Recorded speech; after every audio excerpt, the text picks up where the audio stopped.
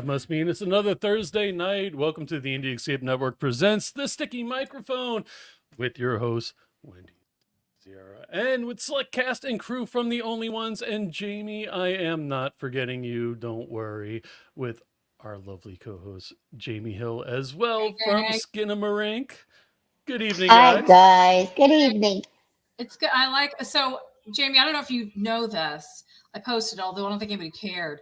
I'm doing my pink and my makeup as an homage to Barbie. I haven't seen the movie. Gosh, me either. But what a week. Oh, no, I'm excited. I want to see this movie. I'm really excited. It's everywhere. You haven't seen it yet? Nope. I think, I don't know what, it opened like a few days ago, but I might be seeing it Saturday with my daughter and my mom. We'll see. But yeah, it doesn't look fun. I'd rather go see the other one, actually. Oppenheimer, I like history. So wait a minute, I thought it was Barbieheimer or whatever. Yeah, Barbieheimer. Yeah, it's huge up here too. Looks neat. Barbieheimer. That would be a nuclear war in Barbie. Those new T-shirts, you should see it. It's crazy up here too. Yeah, well, or you could call it Canada wildfires. Same thing. But anyways, yeah. So you guys. I hope we should probably get started because we have a big cast of characters. Although we're going to have to, Matt Burns, our buddy, writer, actor, producer. I don't know if Matt's directed, but he's fantastic and he's our buddy. He runs Fear Fest. He's not going to be able to be on tonight, but we're thinking of him. But we have a great three wonderful people. Should I introduce them yet? What do you think? Should I go? Absolutely. I feel naked. Right. I got to put my hat on. Here we go for the introductions. First, I'm going to start with the beautiful, and I've already seen her. She's quite adorable. Nancy Ann Ritter. Nancy Ann, not Nancy. Don't say Nancy, not Nancy Ann. Hey, Nancy Ann. Original Scream, which is a brown, bright, full stab. She was the bathroom girl, Berlin bathroom. All right. Wait a minute. Time out. Somebody's got either a TV or radio on in the background. Not me. Jamie, we're looking at you. The guilty culprit. We got it. All right, so let me keep going and tell me if I have missed anything at the end. But storytelling, Charlie's Party, I think it was. You're on Days of Our Lives. I mean, among other things, you've done the MTV Music Awards. And we'll have to talk about that because I used to work there. You've done theater. You started like me, early age, except you were New York, LA, Chicago. Then we've got Christopher Inlow is kind of an actor's actor. I've known him on and off the boards for years. He's pretty. He also was wearing this wig, so it's kind of hard to take him seriously. But Christopher, award-winning actor, director, cinematographer, and probably weirdo, among other things I like him. I say because like Voorhees, To Live and Die in DC, Not Just Another Zombie film, Brazen Impact, The Red Effect. And of course, we'll be talking about The Only Ones tonight. Our final guest is the fantastic award-winning filmmaker, director, co-host of his own podcast, which, oops, shame on him. We're not going to say what it is. An editor. We absolutely will. Go ahead. All right, we'll do that. It doesn't compete with us. We'll be fine. Jordan Miller. Let's see. He's Devil's Reef. He's done Camp. I think I wrote it down wrong. So we'll 3 and some other stuff. So I'm going to let him talk about it because my handwriting is bad. Jordan, Christopher, Nancy Ann, you guys. Thank you for being here. Yeah, thanks for having us. Somebody, Zara's house said Christopher Inlow was awesome. Do they know him? I don't know. What do you think? You have a fan. Whoever you are. Inlow is so popular, man. Zero. Yeah. So I like to get started because I think ladies are the most important one on this chain here. First of all, Nancy Ann, before I even ask you about you, did you notice that I was wearing Barbie makeup and the pink shirt? Yes, I love the pink shirt, and I definitely see the Barbie makeup. I love the You've got a glitter backdrop, I haven't seen the Barbie movie, but I'm totally going to go.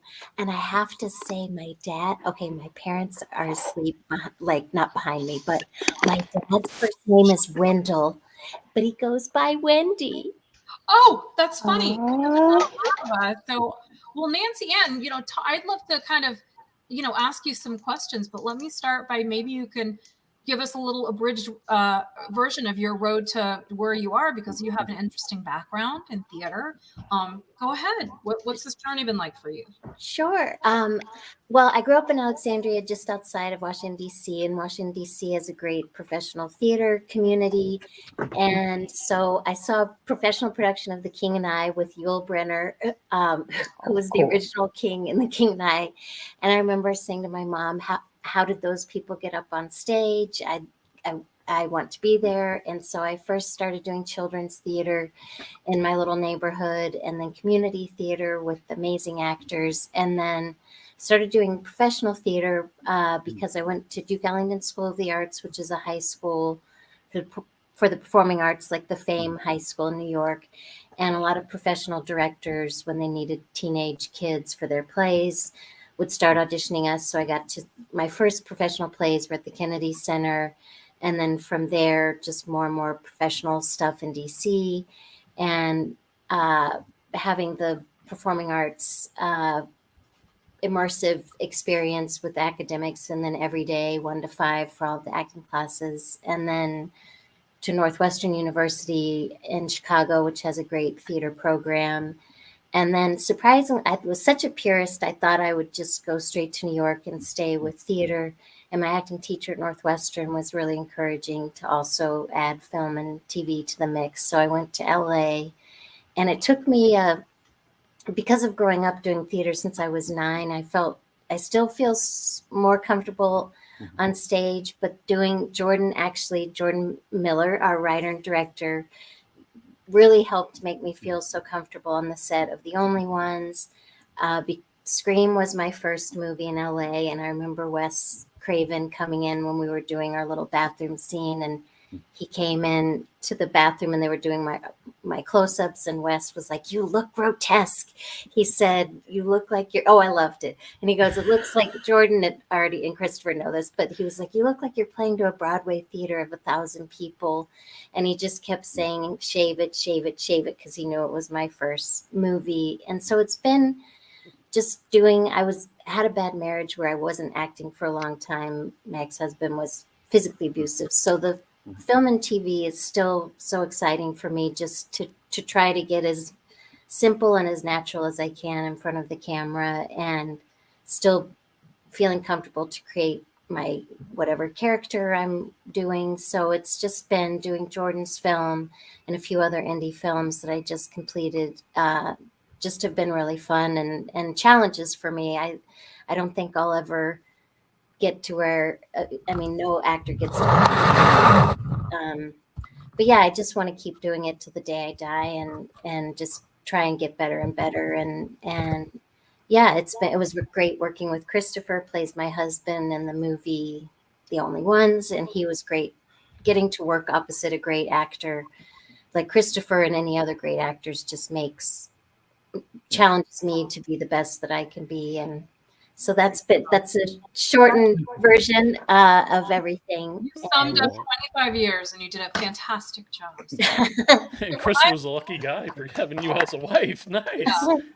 I know, Christopher. You put the lid down. It's very important. Yes. That's right, Christopher. Christopher, Hey. we're gonna go to you next, and we're gonna keep it a bridge. Kind of because I know, like I said, Christopher and Jamie, if you want to talk about, because Jamie is a person also who I admire, because she wears many hats too. She's done a lot. She's not just the star of the award-winning Skinamarink, per se. She does a lot of different things. So, Christopher, you've done a lot of things too. Just besides being a very, very intense actor, what are some of your favorite things to do besides acting? What do I do besides acting? Yeah, I don't know what I do besides acting. I take care of my mother. Do what I'm a family guy. Family is very, very important to me. So I do what I can around to, take care of my family. I try to work with various people. I have a lot of actors and people that come to me for advice and stuff. So I do what I can to try to make things, easy, and, just help get my knowledge out there to anybody that asks. I don't really go out looking to dump shit on people, but if people ask, then I'm more than happy to help. But I write, I act, and I sing, and it's weird because these are things that I've done my entire life. I started acting when I was 4 years old. Nancy Ann actually lives like 15 minutes away from me. So when she talks about how great the theater scene is here, she's absolutely right.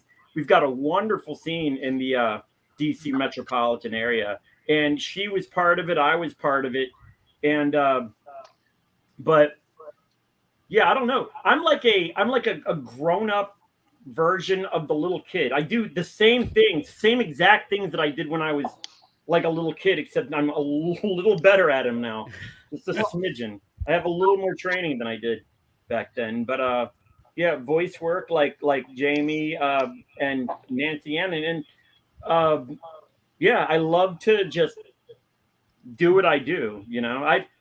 I consider myself an actor, but I think overall I'm more of just a storyteller, and there's just 100,000 platforms that I jump around on, choosing to tell what story I'm doing, whether it be with like children's poetry under the name of Uncle C, or horror hosting under the name of Slow Frank, or any of these wild characters that I've been able to pull off.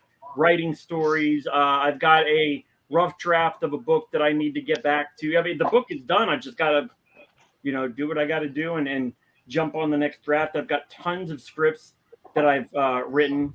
And so, I mean, that's what I do. I kind of live in the world of entertainment and drag anybody that is near me on this journey with me, because it's really all I know.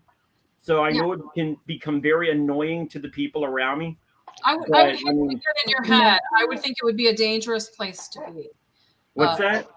To be in your head, in your brain. It would be probably yeah. Well, I mean, it does get kind of nuts, But you get 100,000 ideas at one time, and that's probably the biggest problem. Is so many things hit you at one time, and you want to do all of it. So it's like and I've got ADD, which is fucking bad enough, So it's like trying to figure out how am I going to control what I'm doing, which I've been very successful at doing, whether it be figuring out my like strange way of rehearsing, or doing anything, writing, whatever I'm doing. But well, I'm excited. Like I said, I'm excited to finally get to meet you in person, Christopher. Yeah. No, this is awesome. I think everybody here has. I've been in contact. I've become friends with everybody in here, but the top of the Brady Bunch thing here,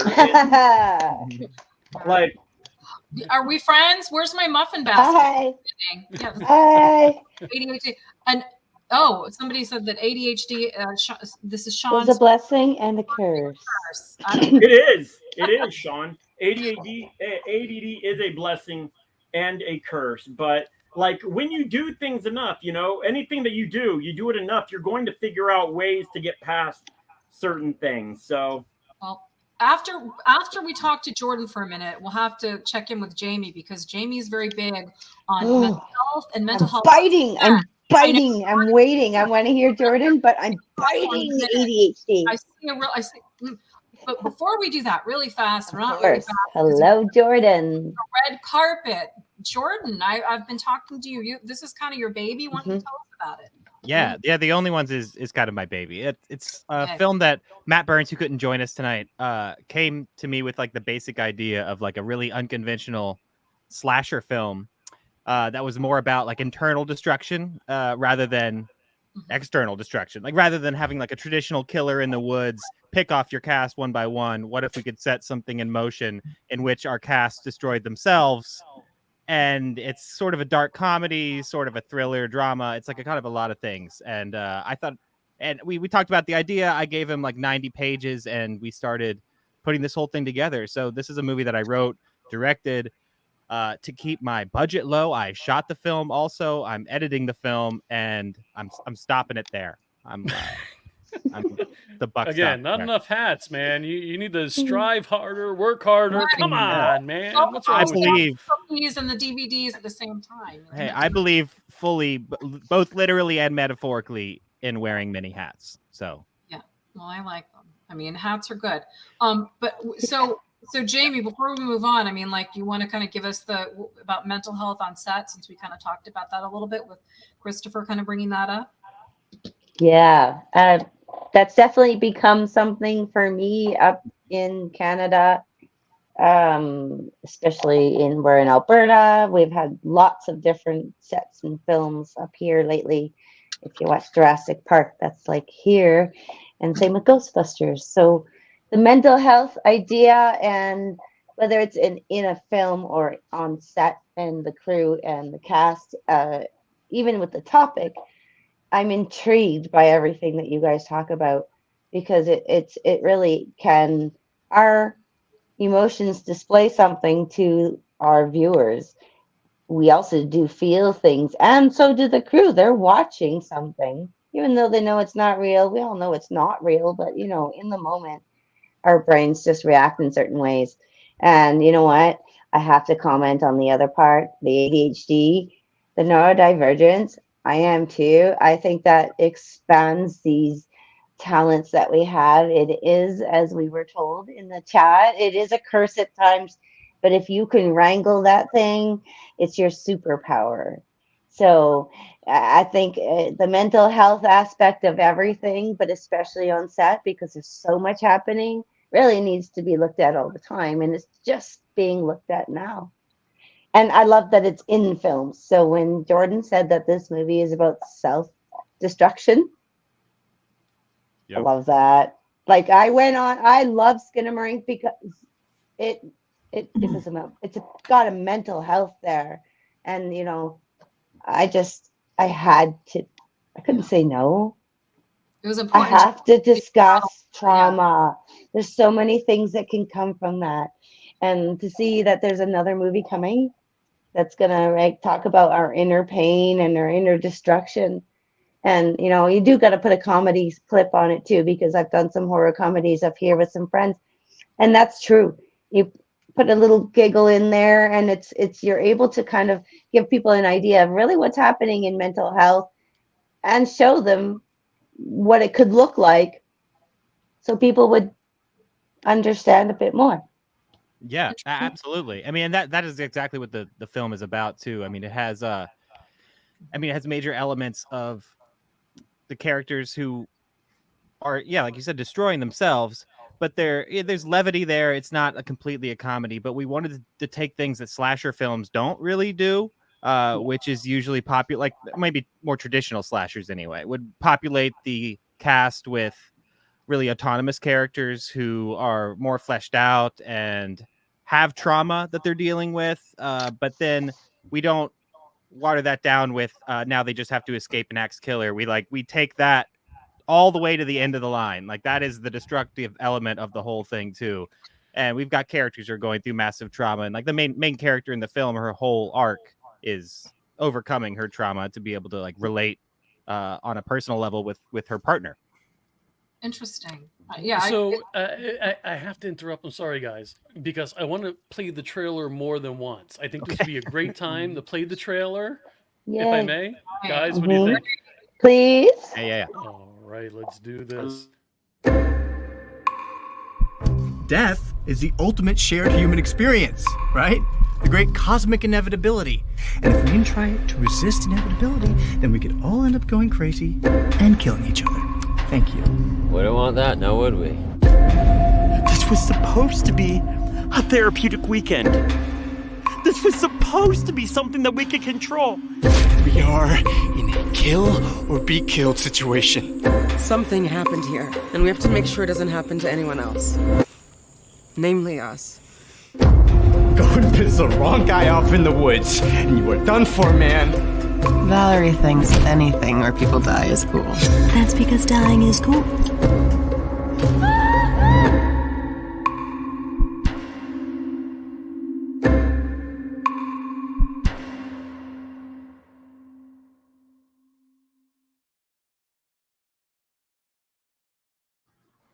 Hey, so wait a minute, Jordan, was that my buddy Jim Crutt? Yeah, we got Jim in there. That was Jim. Yep. Oh, Jim is actually that's great. Jim is great. Jim is actually one of our executive producers as well. Wow. For those who don't know, Jim was the helicopter zombie in Dawn of the Dead. There you go. Jim's been on David Lee Madison's show on the Indie Escape Network a number of times. He's been in David Lee Madison's movies as well. We absolutely love Jim. Oh yeah, Jim's great. I work with Jim actually quite a bit. I'm going to be on set with him this weekend shooting something else, and we just did another film a couple weeks ago. Jim's great. Nice. Oh, we got a bunch of comments. We got Heather, can't wait to see this. We've got Sean, love it. And again, Heather, this looks amazing. Jeff is saying hi, everyone. Oh, hey, Jeff. There he is. And we've got looks awesome. And thank you. Let's see, Shannon. Best trailer. Really good trailer. Best I trailer. like the trailer. Hey, I did voiceover for this film, and I didn't. You Did you fail to mention that? I did voiceover. Because you reminded me, because with David Lee Madison's, I just did some VO for his film, and I realized I did some VO for this. Full Moon Fever? Yep. I'm a nice. Yeah, I'm a British pumpkin. I won't say any more, but okay.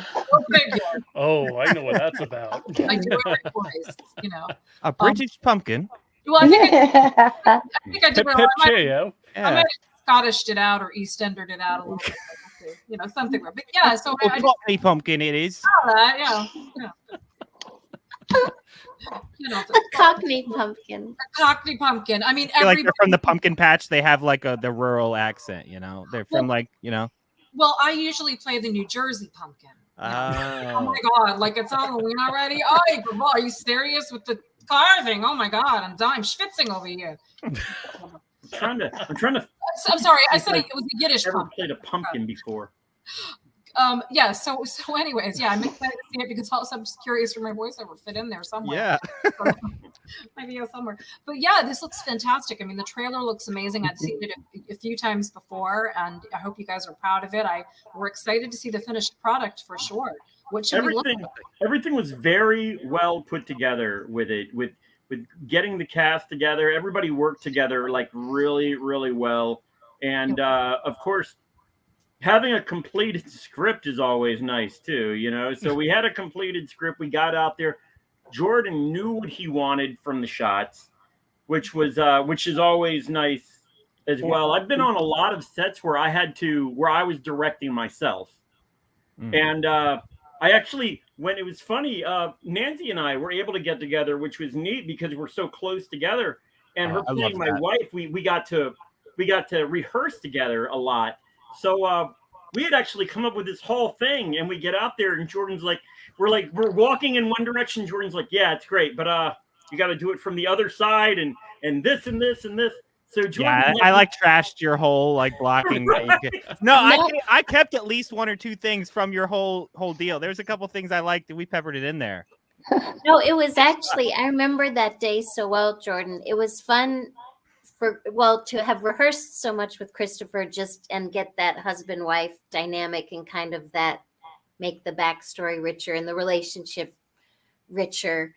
It was fun to be able to be flexible, even though Christopher and I were playing with different things and thinking about how it would go. It was because he and I had worked so much on it.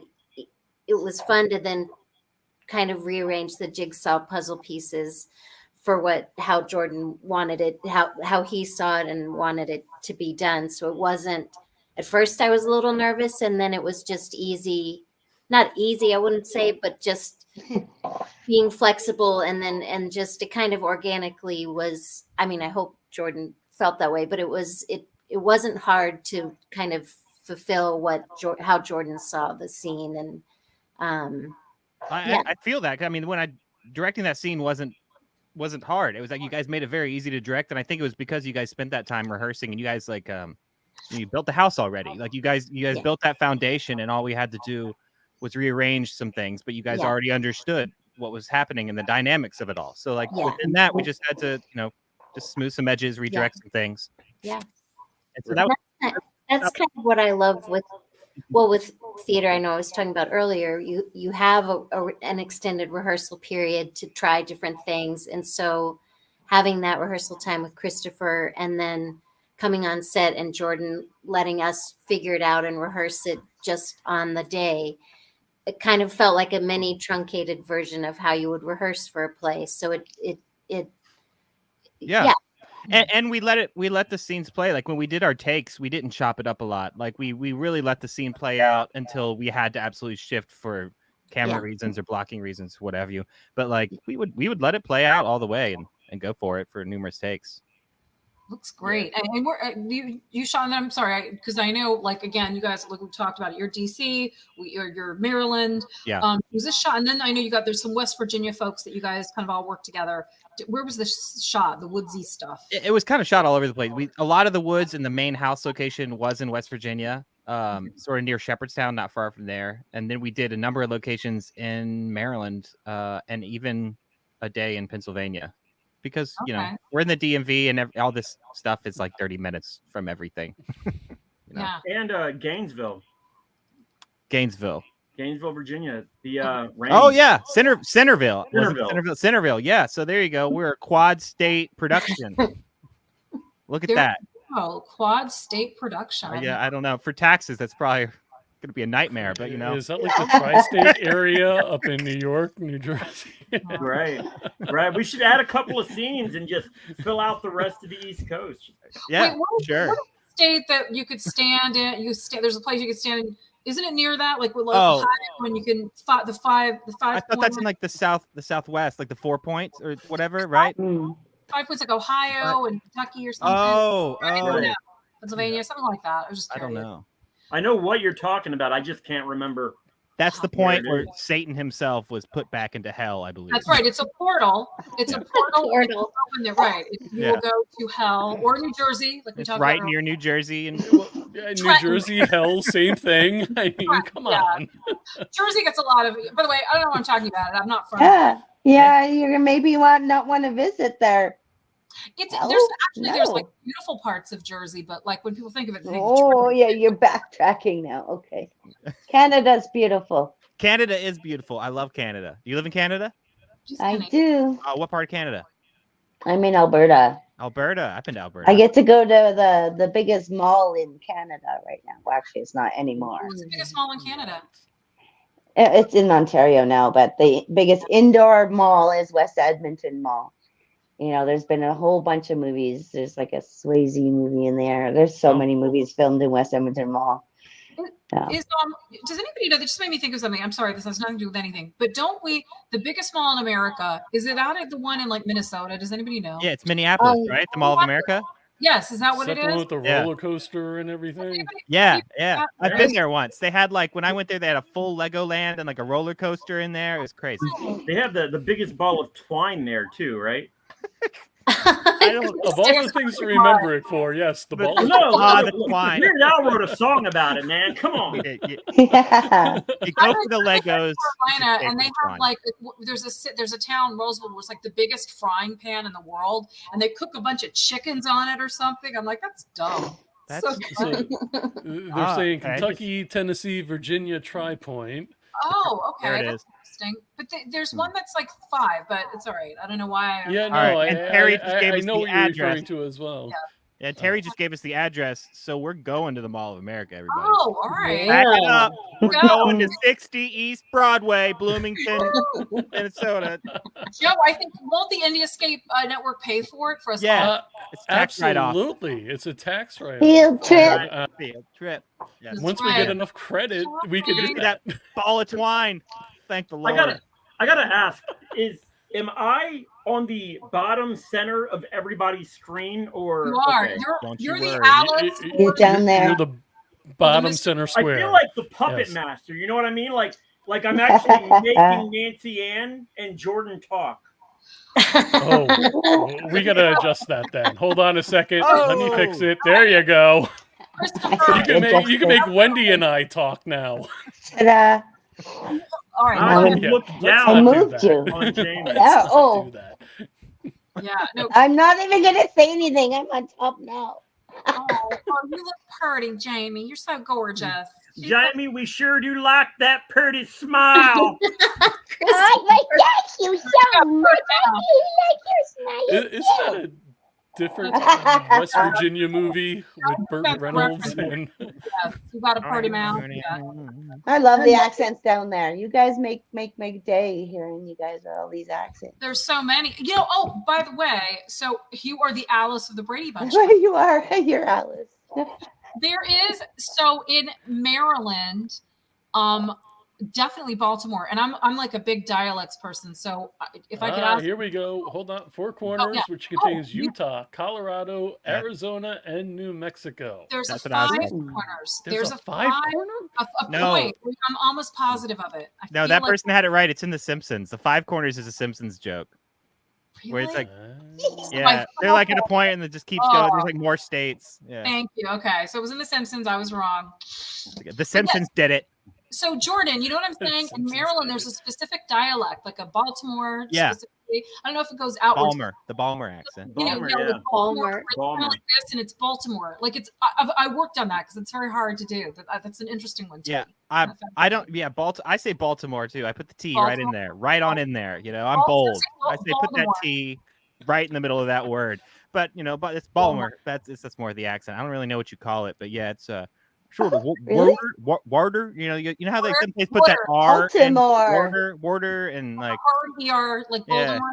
Yeah, it's. I just find it fascinating because I'm a dialect person, and that's like something interesting. Oh, it's kind of has this like this emphasis on like certain vowels too, like O's and stuff like that. Soft like A's. Yeah. Very fascinating. Since you love dialects, Wendy, I know this is way off topic, but there was a great TV show, just 6 episodes, called Mare, M-A-R-E, of Easttown.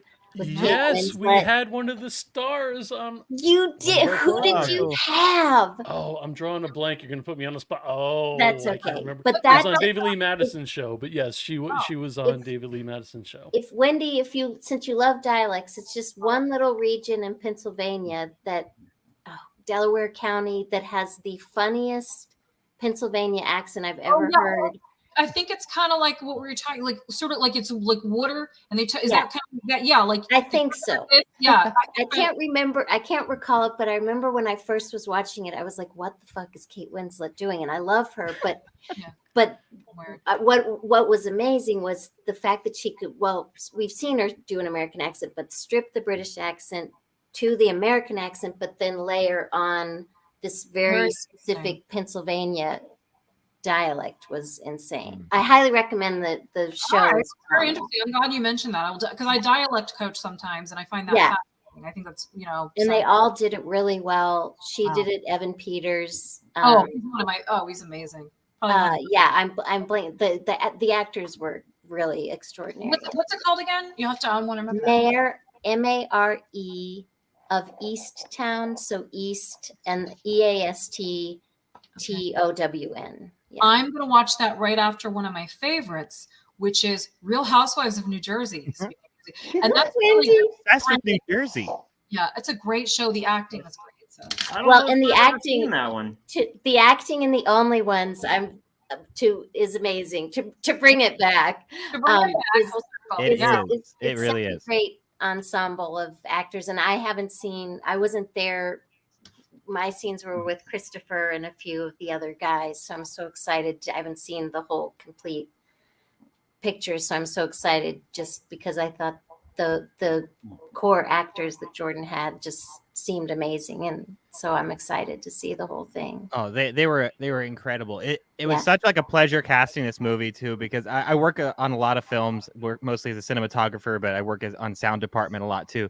And when I make friends with the actors, especially if you're on camera department, and I've just I was able to just take all the best actors I've worked with on like any project and just bring them all into this. And then some of the actors who I've worked with numerous times on all the stuff I've made before, I was able to bring like most of them back for this too. So it was just such a pleasure to get all of those people together. And then we still had a couple of roles that we were not finding our person. So we brought someone in from New York City. We brought someone in from out in Virginia, and to round all that out. And yeah, it was a treat to work with people this good. It was amazing. Well, it looks wonderful. I mean, it really does look fantastic. So and Jordan, I don't know if I'm the only one who's saying this or thinking this, but is he like a way better looking Ed Sheeran, or is that just me? I do get the Ed Oh, Sheeran I see thing. it. No, way better looking. I see it. Way better looking. I prefaced that like As long as I'm better looking, then that's way better. He's fine. way better looking cousin or brother. That younger, way better looking. But I just wanted to preface it with that. That's like I just. Well, yeah, I've gotten the Ed Sheeran thing a lot. I get Ed, and I used to get Conan O'Brien. I can see that. Yeah. But like Ed Sheeran, I think is like more popular in the general cultural zeitgeist now. So I just get more Ed in general. I get Peg Bundy, so you got to feel for me. Hey, she's a beautiful woman. She is. Yeah, some guys that's hot. Some guys maybe not so much. But yes, I like her. So I'm happy. I did want to say I do think Ed Sheeran's very cute, so I didn't want to say wait if Ed Sheeran ever watches. If Ed is watching, he is very cute. I think he's very cute. Can I slip into that frame with you over there and that way? I know. How many singles do we have on the show? This could turn into a single show. How many? So I know we've got some very off folks. Who's on there? Wait? And Jamie and I could do this. How many people are on their third marriage or third marriage? How many have had two marriages under their belt? How many people are grandparents on this show? I am. Wow, you guys look so young. Yeah, good for you guys. Bottom rung there. You guys are the babies. I have a 24-year-old. Nice. And I was a father at 22. So I could potentially have been a grandfather at this point if my son had been as stupid as I was when I was 22. But thank goodness he learned from you. You taught him well, right? See? Huh? That's good parenting. You taught him well. Right. He did better. I think him watching me and his mother taught him well. Like, nah, forget that. Well, I've got Nancy. And do you have children? No children. Not yet. Do you have doggies or kitties? Well, my boyfriend has, and I'm the mommy. My boyfriend and I are long distance, but he just has a new little kitten named Pumpkin who. So yeah. Does it have a British accent? Right. Does not have a British accent. Meow, love. Good day. Whenever you hear the word pumpkin, scream real loud. Oh, right. The British. I was slow, Joe. I was so slow that went over my head. We're animal. Jamie and I are animal. Back to accents. When we talk, when we FaceTime, we'll show each other our animals that's come and sit in our labs. So yeah. No, I first had two boy rescue cats, and then I've always grown up with two cats and a dog, and now my boyfriend having this new kitten has been really, really fun. Aw, so you can raise it together and yeah, that's right. Oh, that's cute. I love that. Yeah. I know, Jamie. Didn't your kitty make an appearance earlier on the show? I think. Yes, she's actually laying over there, and then I have the Pomeranian. He's up with Daddy right now because Dad's home now. It's Daddy. I have 3 dogs, and just so you guys know, there's a lot of pussy in this house. Yes, are too? we allowed to talk dirty, Wendy, on the show? Yeah, we could say certain things. No, wait a minute. Nancy's ready to get unhinged. I'm going to top all this, all right? So I am the only male in the house. I have my wife. I have my daughter. Yeah. We have a female Chihuahua. We have a female black mouth cur, some kind of shepherd dog. And we have a female cat who weighs about 40 pounds. So I am way outnumbered here. I have a Chihuahua as well. I have the Chihuahua. Yeah, I got a long-haired Chihuahua. His name is You got a Cujo. fat pussy. Is that what you're Did you saying? say Cujo? Yeah, his name is Cujo. Yeah, little Chihuahuas. Yeah. I can wait a minute. I can stop you guys with weird animals. I used to have a kinkajou. Does anybody know what that is? No. I've heard the name, but I would have to see a picture. Okay, look it up. Not to be confused with a kinky Jew, which is what I am. A kinkajou is like it's related to the raccoon. It's like a wild animal. Joe, I think I've talked about it on the show. I had it imported from Florida, and it looks like a monkey lemur, but we had to rehome it. It was really wild. Everybody blames Florida for all their weird creatures and Just everything. Knock that shit anything that's off. freakish that happens. If you find like an alligator had sex with like a person in Walmart, guess where it happened? Yeah. Florida. In Florida. Florida. Of course. Florida's like America's basement. You know, it's dank and warm, and like there's lizards and reptiles and insects. America's and... crazy Florida. uncle Thanksgiving. I don't want to go there Old now. man went and got his dog that got attacked by the alligator, right? Dog got bit by the alligator. Alligator dragged the dog into the water, and the old man beat ran his in ass. there and grabbed the alligator. I saw that. Yeah, that was amazing. Florida is weird though. Florida yeah. is weird. Everyone Okay. takes the Now, mind you, I'm a asphalt, bites their transplant. faces off. I'm a transplant from New York originally, but I moved down here when I was 8 years old to the Treasure Coast of Florida, and It's beautiful, but weird. I've seen things. Oh. Like what? It was supposed to be a What? dramatic pause, but leave it to Wendy to interrupt. It's okay. No, I'm kidding. Even Joe, since I lived in New York City for 12 years. So, Joe, you're saying you've seen weirder things in Florida than in New York City? Well, I visited New York City a lot. I grew up on Huntington Harbor on Oh, Long okay. Island. Okay. So, but yes, I've seen weirder things in Florida. I mean, weirder than people of Walmart, weirder than. Interesting. Yeah. I feel like there's different brands, right? You got City Strange, and then there's like Bayou Strange, you know, and that's, that's I don't know. different kinds. I would definitely say I've seen stranger people in New York than in Florida. Definitely seen stranger people I in mean, New York. dude, have you been to LA though? There's a lot of weird people in LA. I have Gosh. not been to LA, so I It's can't. all three places I want to go. You guys are talking about now. I'm like, man. I feel like in New York City, because we're all walking around and on like smushed on the subways together and on the streets. Yeah. Like whenever I would leave my apartment, it's 24/7 like just teeming with humanity. So I always felt, versus being in my car in LA, just that you were smashed up against every kind of person known to man, which was kind of exciting as an actor because there were just so many characters all around everywhere you went. Like Never boring. Yes. Never Yes. boring. Ken, I will never become Florida man. Thank you, though. I appreciate you playing. Yeah, I don't think they would make like a Jason Takes Florida though. So I think that New York takes the weirdness because they wouldn't do a Jason Takes Florida. Like the But Muppets Jason wouldn't Takes take Manhattan was set on the cruise ship. So yeah, when the Muppets took Manhattan, Jason took Manhattan. How about the Muppets Maybe Manhattan is just like a easy target. yeah, you know, I mean, what the hell is New York City? I mean, yeah. I Jason loved go to it. Florida, spring I lived break. there for a lot of my adult life, Nancy, and I lived on the Upper West Side. I lived in Hell's Kitchen. I lived in East Village. That's why I was like, because I know we both have that in common. I loved it. I wouldn't trade it for. I mean, wouldn't move back there now, but you know, it was really a lot of fun. Yeah, it was just I first lived on the Upper West Side, then the meat packing district because my pussy That's likes to get packed hardcore. with meat, and then on the West Village. But yeah, always little rent stabilized apartments, and I love. Yeah, we'll have to talk about it, Wendy, because it was. Yeah, I had 12 years there, and it was. How many years were you there? Probably a total of NYU, and then moving back, and then moving back, like maybe like 5 years of my adult life. Yeah, and then I lived in Connecticut for another 4 years. So. Were any of y'all there when the Stay Puft Marshmallow Man marched through the thing? Right.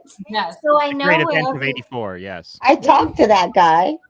Oh yeah, he's the guy who You played. talked to the Stay Puft Marshmallow Man? The guy that the people who created him at the horror convention. Oh yes, Actually, it was Slimer and everybody, fascinating. yes. Just learning about how Ghostbusters was made. I know. Who he is. Yeah, it was really But cool. No. I met Zool, but not the Stay Yeah, Puft Zool Marshmallow stuff would Man. be I'm cool. sorry. Yeah. Where is That so would be neat. Jamie's in Alberta, Christopher and I are neighbors. Jordan and Raven, are you Frederick, guys in Maryland? Yeah, You're in Frederick, Maryland. yeah. Frederick. Wendy, where are you again? I'm in North Carolina. And then Joe, where are you? I'm on the Treasure Coast of Way Florida. down. And you're down in Florida. He's That's in right. Florida. Okay. Yeah, he's Nancy No. Ann and I, we don't give our city out. Alexandria. Well, neither did I. I said the Treasure Alexandria Coast of Florida. Alexandria, Vagina. Alexandria is very My nice. It's like the Washington D.C. area and Alexandria was right outside is really lovely. There's like you're right. It's a lot of fun things to do. It's kind of a Yeah, Alexandria, and we live on the neat side of Alexandria. So good side. Alexandria is huge. Yes. Alexandria is a really big city. So it like wraps around other cities. It's fucking huge. That's like the but like every southwest area, part there's of... like $1 million homes right across the street from the projects. You know, so but I expect that's like everywhere you go. That's the southwest part of Washington, right? Alexandria is southwest of Washington. Yeah. Okay. Okay, interesting. Yeah, I've been there. Yeah, but I live on George Washington's land. Joe's the weirdo in Florida. Fair enough. Joe is the weirdo in Florida. You gotta have one. Everyone needs one. There you go. That's what I was thinking. And otherwise, you have no idea what's going on down there, right? Exactly. Joe's our man. And the man on the street, yes, or in the bayou. Okay, wait a minute. You're okay. I'm not in swampland. When I was a kid, I was surfing on the beaches. I was driving my motorcycle along the coast, digging treasure up out of the sand. Yeah, it is the treasure coast, and it is known you can find treasure. Like what kind of treasure? Like, what do you mean? Like gold, like sunken Really? ships. Yes, absolutely. Cool. Yes, it's referred to as the treasure coast. Yeah, I'm going to Florida. If guys. you guys look at Florida, you know there's that big ass lake in the middle, Lake Okeechobee. If you go to the top of the lake and then go all the way over to the east coast, that's where we are on the water. Lake Okeechobee. Lake Okeechobee, right? Okeechobee. Lake I want to get out there. Blackbeard, who was Edward Creech, I think, lived in I think it was Bath. I'm in North Carolina, and I don't know. Supposedly there was treasure, like 10 treasure chests he buried all across the country. Supposedly. Oh yeah. I love that stuff. They have those kinds of tours out where I am, like on the East Coast, the eastern part of North Carolina. So it's kind of interesting about him. He's a real actual pirate, Go figure. Setting booty traps. So cool. Setting the booby traps. Booty traps. Booby traps. Yeah, Christopher, will you play a pirate if you have to in your next movie? Let's hear it. I have been. I've done. I was going to say, haven't you been a pirate? Yeah, have you been a pirate? I really don't think there's many characters that I haven't done at one time or another. But a Jewish grandmother, have you done that? I played a grandmother. Yes, I did a Jewish grandmother. I want to hear it. Go ahead, let's hear it, Nancy. Oh no! Oh gosh, I shouldn't have. Said Oh come on, Nancy Ann, you got to do it now. I was 22 years old. You know what I'm even going to do to make it? You know what I lied. I lied. You know what I'm going to do to make it worse, Nancy Ann? This is what I'm going to do. Oh, yeah. No. Actually, Joe, no. But Nancy Ann, this is about the part of the show where we want to hear from you, and each of you want to. This is a good segue. Tell us your projects coming up, things that you want to, say that's coming up, and where people can find you. So go ahead. You've got the floor. Okay, people can find me in their nether regions, their undercarriages, and so on Facebook it's my name, Nancy Ann Ritter, and Instagram is also Nancy Ann Ritter. And then I'm excited because I have Jordan's film, The Only Ones, and then I just did a fun little film called The Woodman with my bathroom girl cohort, Leonora Shelfo. We play girlfriends in The Woodman that will come out later in 2023. I have a film called Girl 2. So the first one was called The Girl, and this is called Girl 2. And Leonora, the cheerleader from Scream, is also in it. We're not playing our characters from Scream. And a great actor named Gigi Edgley is in that one, and Lisa Neild, who's done films with Matt Burns. So that'll come out the end of 2023. Then a film with Matt Burns called Little Red Rosie that's being filmed now. And then a new project Matt wants me, Jordan, and Christopher to do. So I'm excited to read that script. And yeah, it's been like I said, I hadn't acted in a long, long time, so it's really fun to have these indie horror films coming out. Another little film called One of One, and Jordan had, and then I'll be quiet. Jordan had given me a lot of great postcards for the Only Ones, and I've been just started doing a lot of horror conventions because I'm a whore. Horror, which is so hard to say the word horror. But the fans have been so excited. It's such a great postcard that Jordan had made. So I always have the Only Ones postcards at my table, and the fans are always so excited to ask about the film and to find out when it's coming out. Nancy was about to give me a case of the vapors when she first started the conversation, and then she kind of went like, fair enough. I mean, I understand. Nancy, I like being a whore and love it. So and I have a bunch of horror conventions and Comic-Cons coming up, and so I'm excited about that. Do you have a list right there? Do you have them? I can just say them. So my next one's PA Horror Con in Pennsylvania, September 17th and 18th. Then after that, I'm really excited. I'm of course excited about PA Horror Con. Then one with Matt, Main Street Comic Con in Maryland. I think that's Maryland or Maryland, Waynesboro, Maryland, I think. Or PA, is that PA?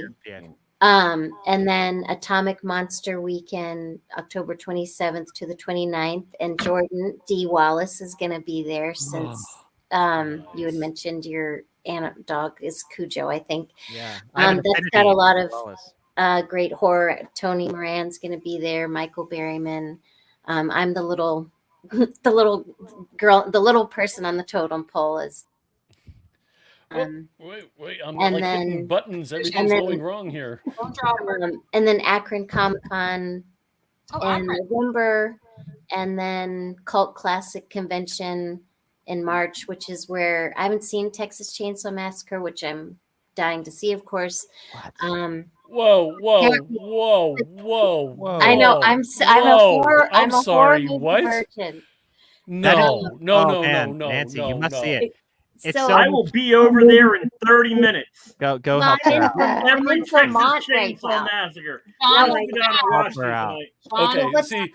will say, and then I really will be quiet with this Cult Classic. It's a husband and wife who purchased the gas station, I guess, from Chainsaw Massacre. So they have events where they'll have one actor celebrity at the gas station, and then they also have this convention called Cult Classic Convention, which will have it's huge. So I want to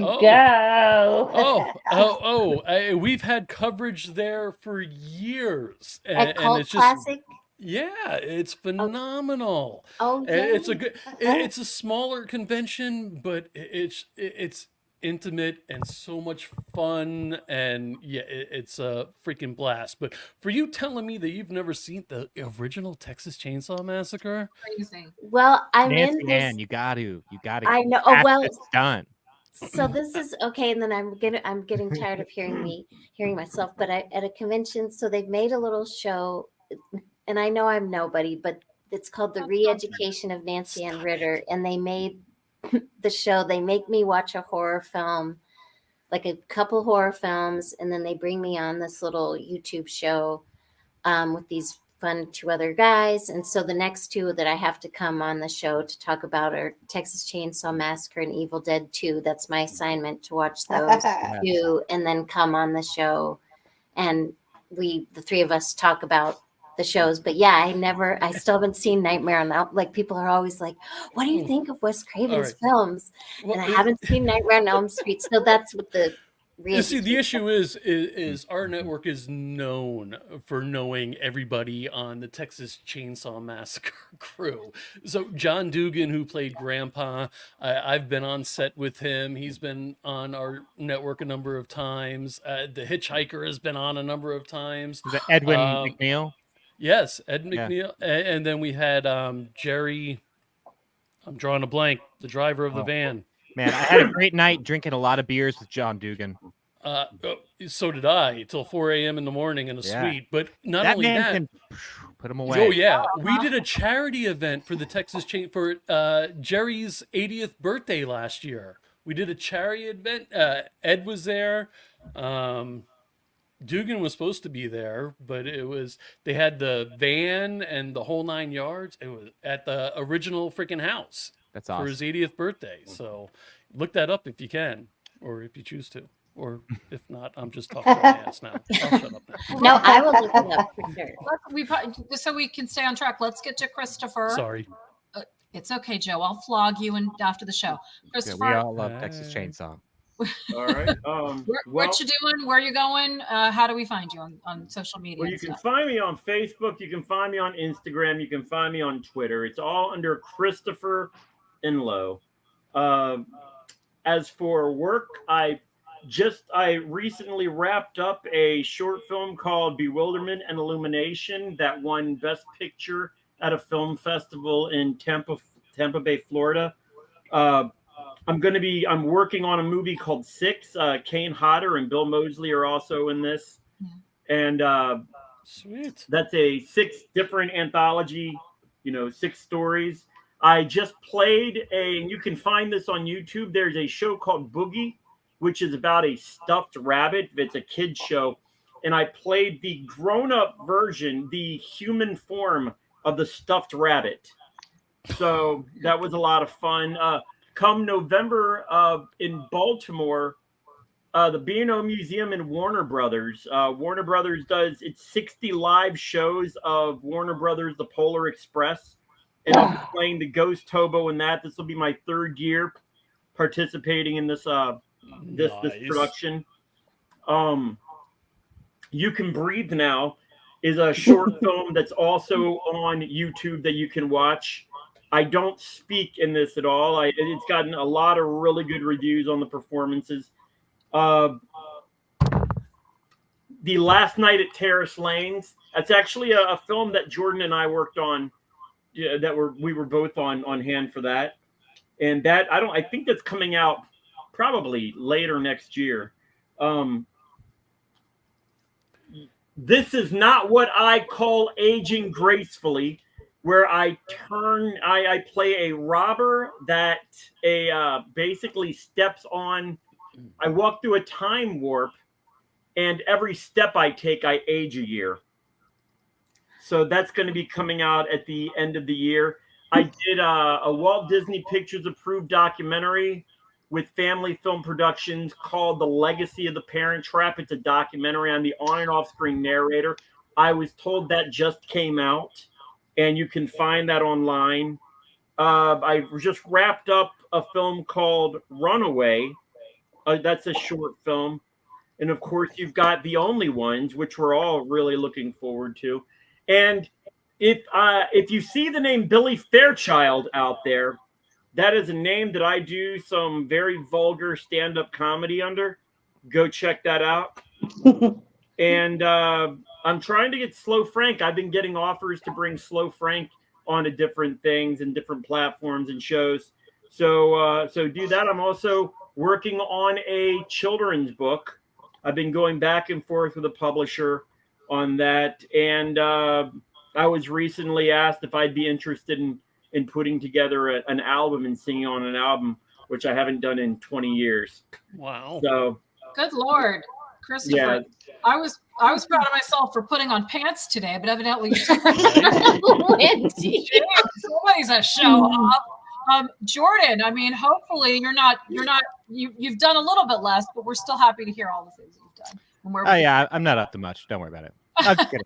All right. I mean, the Only Ones is like taking over most of my life, and this is my baby. And we're working really hard to finish this movie up.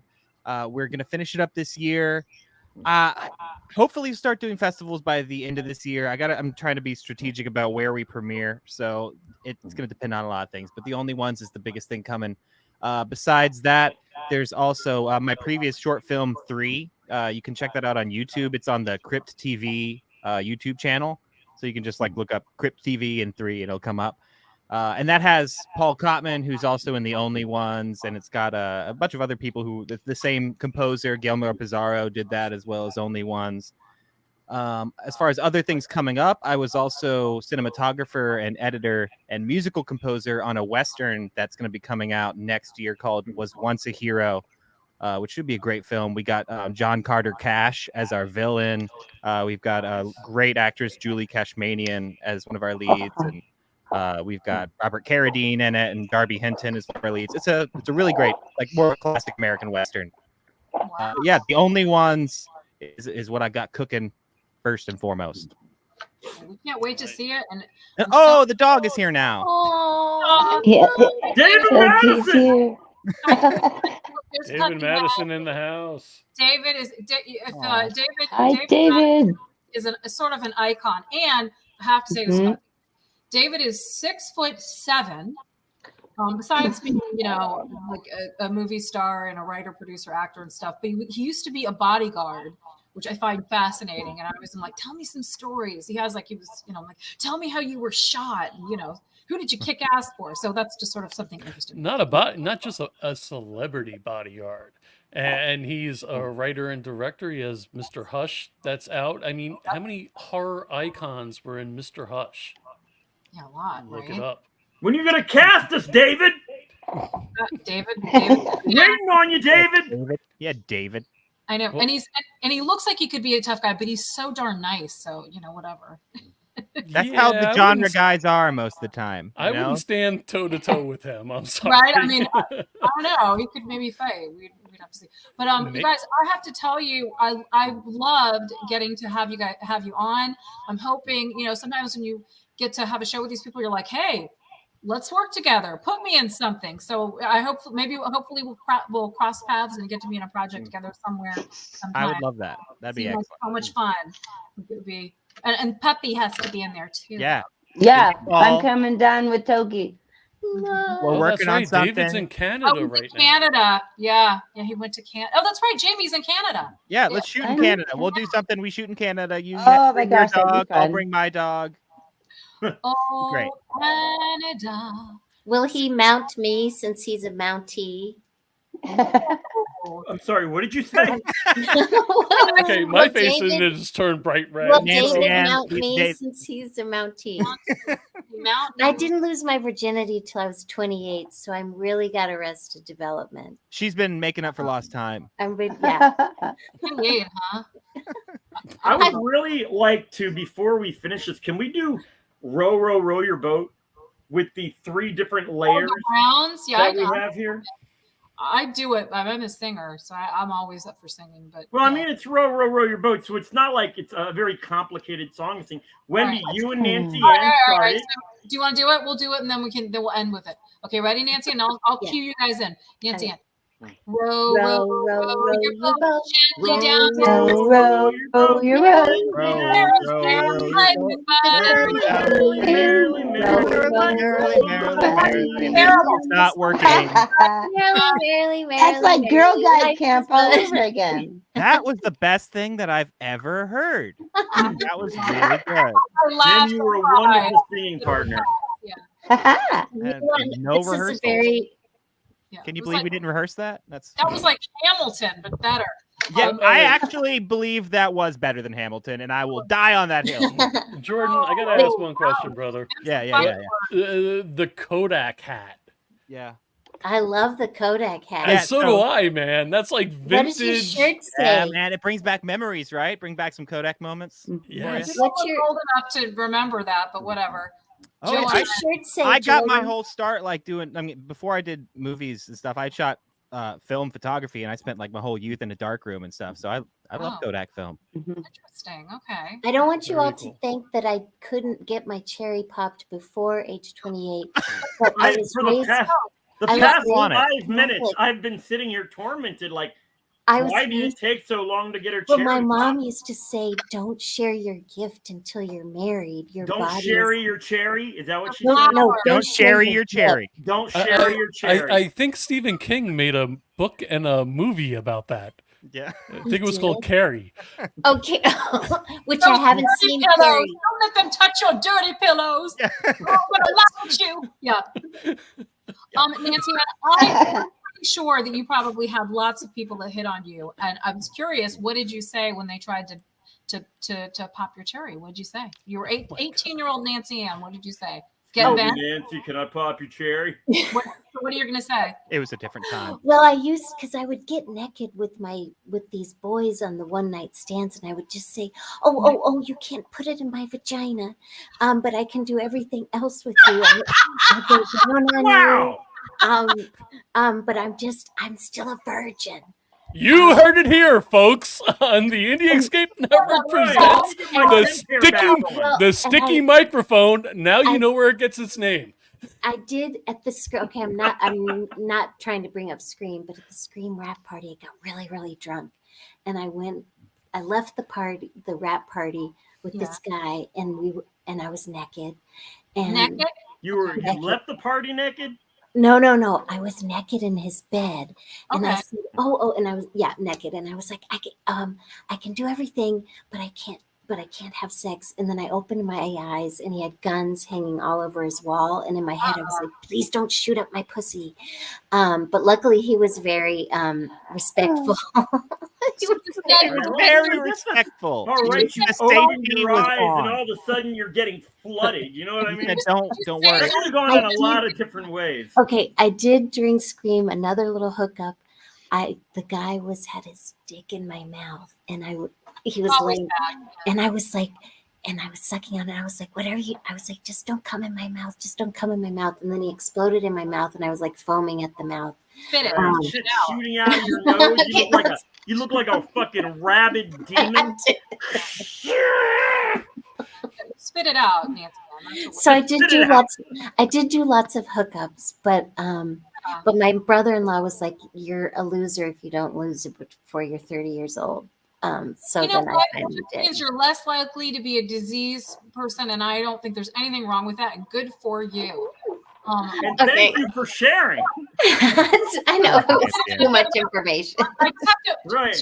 Jamie and I know this. Joe has red lighting, but Joe, the redness is not from his lighting. Joe will turn 78 shades of red if you say things like, even just like, penis or something, and there he goes.